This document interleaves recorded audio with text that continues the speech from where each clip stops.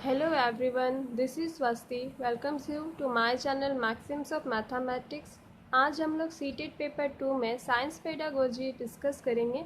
ये हमारा science pedagogy का डे 1 है। तो चलिए स्टार्ट करते हैं आज का हमारा ये सेशन साइंस पेडागोजी, जिसमें हम लोग डिस्कस करेंगे nature of science. Seated paper 2 science pedagogy के सेशन में आप सभी का स्वागत है। ये हमारा डे 1 है। इसमें आज हम लोग nature and structure of science पढ़ेंगे। तो चलिए स्टार्ट करते हैं आज का ये हमारा topic. Seated paper 2 science pedagogy के डे 1 में आप सभी का स्वागत है। आज हम लोग nature and structure of science पढ़ेंगे, जिसमें हमारा ये टॉपिक है साइंस करिकुलम। तो चलिए स्टार्ट करते हैं आज का हमारा ये topic science curriculum. Science curriculum according to national curriculum framework NCEP 2005 good science education is science curriculum. NCEP 2005 के अकॉर्डिंग साइंस एजुकेशन जो है स्कूल लेवल में वो किस तरह का होना चाहिए, इसके 3 पॉइंट दिए हुए हैं, जो क्या क्या है? True to children, true to life और ट्रू टू साइंस। ये बच्चों के लिए हो, बच्चों से रिलेट करें उनके लाइफ से, और साइंस से रिलेटेड हो जो उन्हें आगे फ्यूचर में काम दे। नेशनल करिकुलम फ्रेमवर्क इसे शॉर्ट में हम लोग NCEP बोलते हैं। NCEP 2005 ईयर में ये NCEP बना था, इसलिए इसे NCEP 2005 कहते हैं। ये कैसा होना चाहिए? True to children. It means that content of science we teach to them should be understandable, meaningful and enjoyable.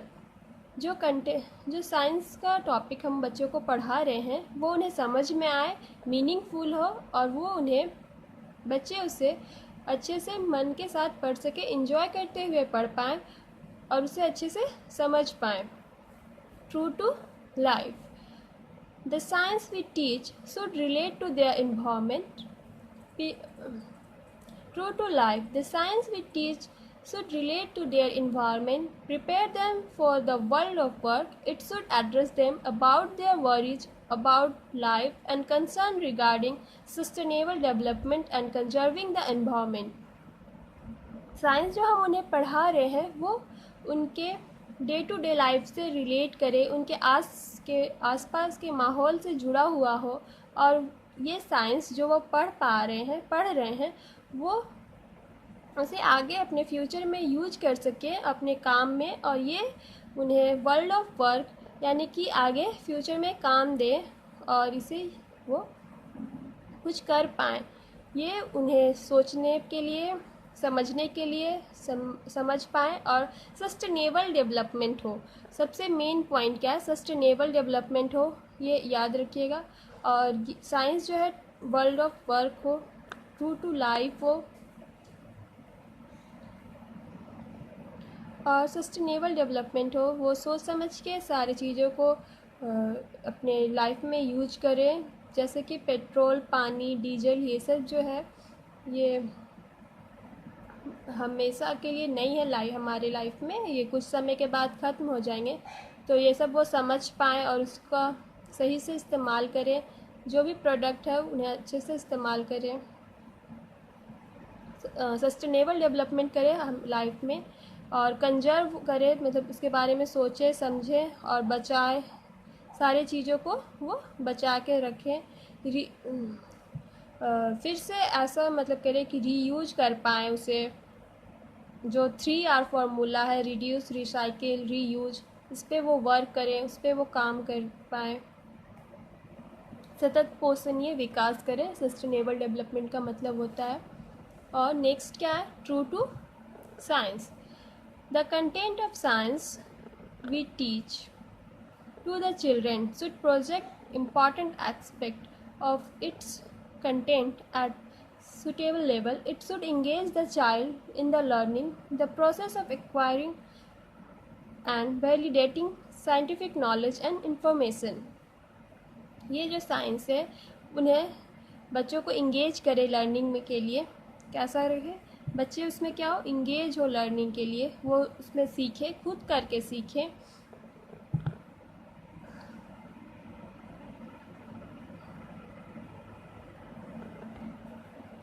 Science से ये जुड़ा हुआ हो, साइंस ऐसा साइंस हो जो वो अच्छे से समझ पाएँ, उनसे रिलेट कर पाएँ, उसे अच्छे से समझ के करें, उसमें इंगेज रहें, खुद करके सीखें।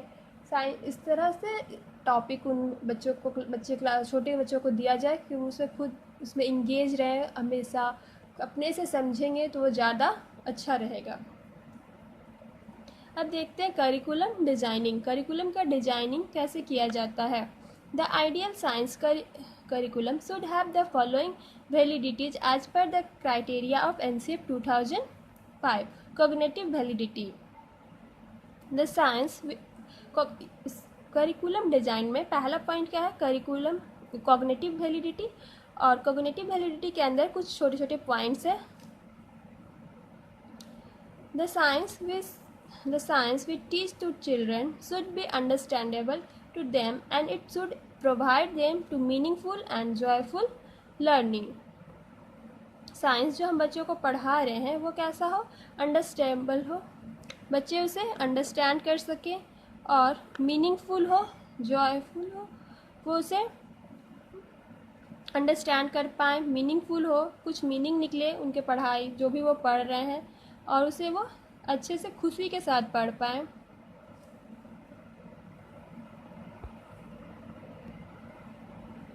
It should project some important aspect of its content which are suitable at different level of education, और अलग अलग लेवल पे वो काम दे।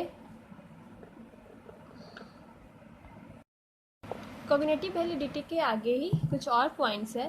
It should prepare children for the world of work. ये बच्चों को प्रिपेयर करे, किस लिए प्रिपेयर करें, वर्ल्ड ऑफ वर्क के लिए। आगे वो अपना उनका फ्यूचर जो है हमारे वर्ल्ड को कुछ दे पाए, वो उसमें कुछ काम कर पाए। Focusing on life skill and should also concern on life skill and should also be concerned about conserving and sustainable environment. वो environment को बचा सके और environment वो पर्यावरण को बचाएं और सतत पोषणीय विकास का पर ध्यान दे, सस्टेनेबल डेवलपमेंट पे ध्यान दे। सबको लेके रिड्यूस, रिसाइकल, रीयूज, ये फार्मूला को वो यूज करें।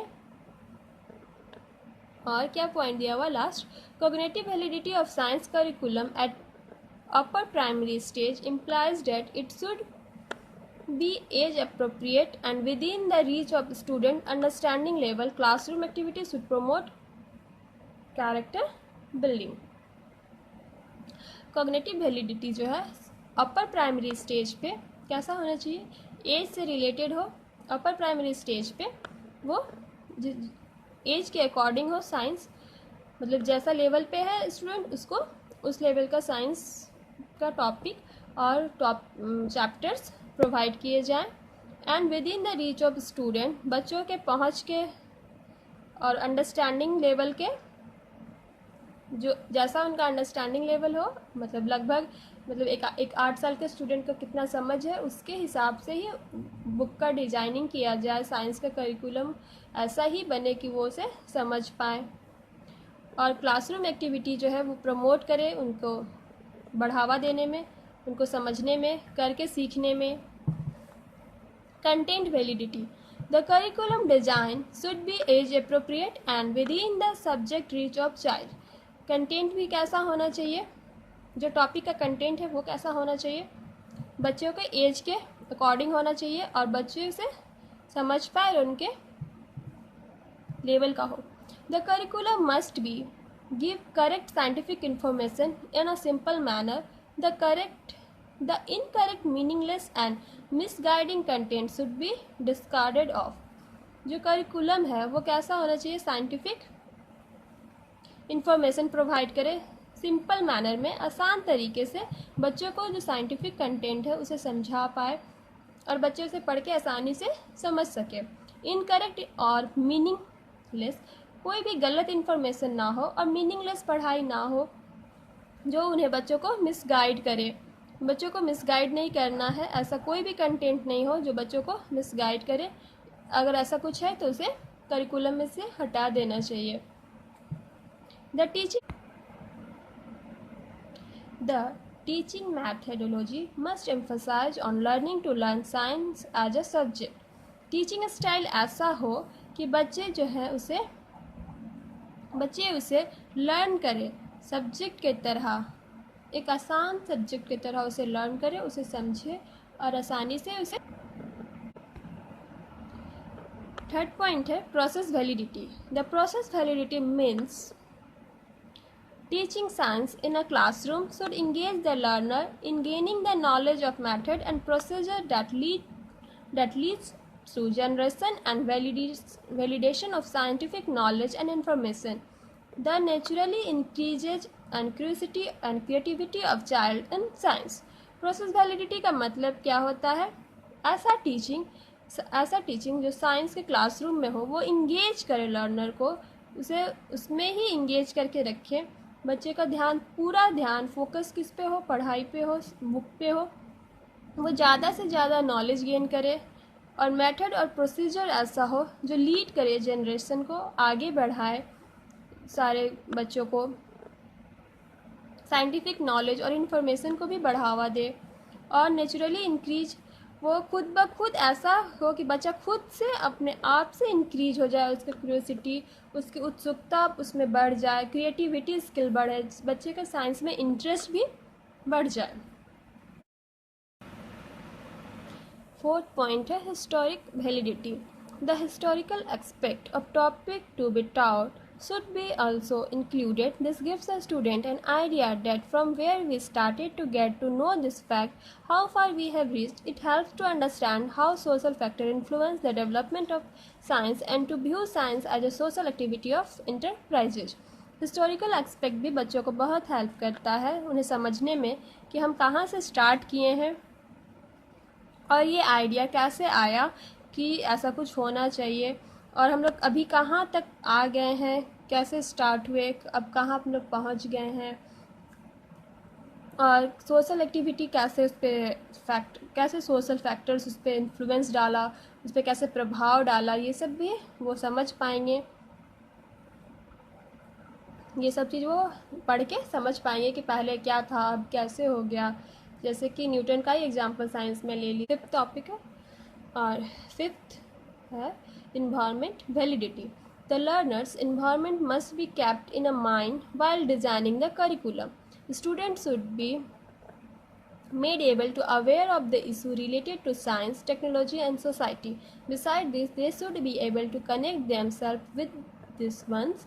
They are through the teaching of text content. Learners का environment जो है हमेशा ध्यान में रखना चाहिए और उसी के अकॉर्डिंग ही करिकुलम का डिज़ाइन करना चाहिए कि लर्नर का इन्वायरमेंट कैसा है, वो कैसे वातावरण से आता है, वो कैसा सोसाइटी फील्ड है, उसको ध्यान में रख के ही साइंस को और उसके कंटेंट को रखना चाहिए। Student should made be able to aware of the issue related to science. Student को ऐसा बनाना चाहिए कि वो अवेयर हो सके, उन्हें पता हो सके कि जो साइंस है, साइंस और टेक्नोलॉजी से रिलेटेड सारे जो नए नए रिसर्च है उनके बारे में उन्हें पता हो, सब चीज़ वो जान सके और उन्हें उन सब से रिलेट करके ही जो कंटेंट है उसे रखें और उन्हें समझाया जा सके। इथिकल वैलिडिटी लास्ट पॉइंट हमारा है, ethical validity.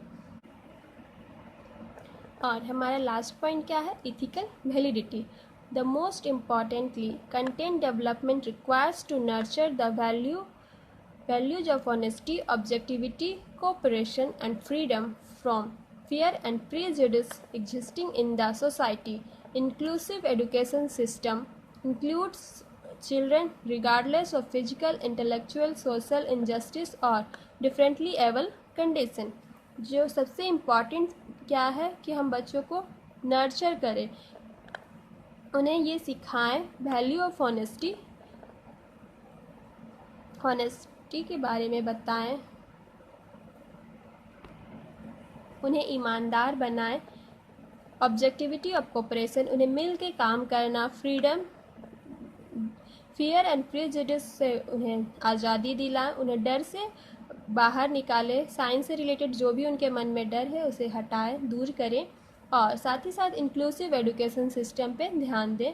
Inclusive education system पे कोई भी सब्जेक्ट हो उसमें कोई भी स्कूल हो, हम लोग यही चाहते हैं कि वो एक ऐसा हो इंक्लूसिव एजुकेशन हो जिसमें कि सब तरह के बच्चे मिलके पढ़ सके, एक ही स्कूल में एक ही क्लासरूम में सारे बच्चे मिलके पढ़े। हम इंक्लूसिव एजुकेशन यही बोलता है जिसमें कि नॉर्मल चाइल्ड और जो फिजिकली डिसेबल चाइल्ड है वो सब मिलके एक साथ एक ही क्लासरूम में पढ़ें। और children regardless of physical, intellectual, social injustice, differently able condition जो भी है वो कोई मायने नहीं रखता है। इंक्लूसिव एजुकेशन में